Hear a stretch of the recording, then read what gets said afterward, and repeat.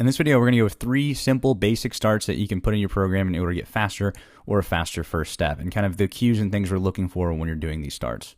The first one is a kneeling start. So I've got 1 foot in front, 1 foot behind on the ball of the foot on the back foot. Torso is at a slight angle.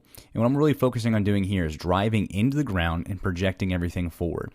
Getting that nice 45-degree angle from ankle to neck, and pulling that knee up nice and big off that back leg. So pulling that right leg up into recovery position, snapping up, and then driving down hard into the ground when I'm hitting my first step off the push here.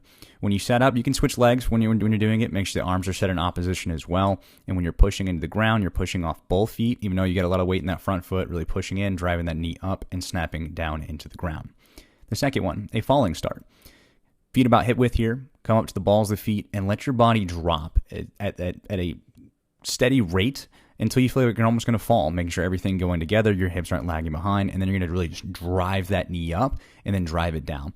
This one we're focusing on is getting to a good angle, letting your body get to an angle, let that center of gravity kind of fall out in front of you a little bit, and then focusing on snapping that knee into that recovery position, pop that thigh up, and then driving down and back into the ground to propel us forward. So a little bit less on projecting the hips, more about keeping the hips locked in with the torso, snapping that knee up, and then snapping down.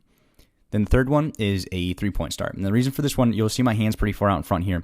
This is kind of putting the two together. You're working on projecting the hips forward so we can drive out, making sure you're letting that chest get out in front so we're to get a 45-degree angle, popping that back leg through, so popping that thigh, and then snapping back down into the ground. This one's going to be more difficult. Make sure your setup is stable and strong. Most of that weight's going to be in that front hand and front foot, but we want the back knee to be bent.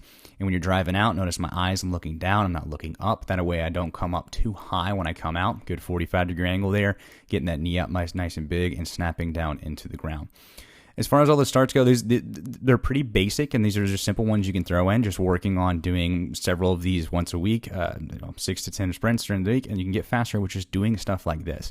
You don't have to do a bunch of fancy drills. Yes, the sleds are nice. Yes, you have to do your strength training, but as far as speed work goes, sometimes it's just based on the start that you're doing. Try them out.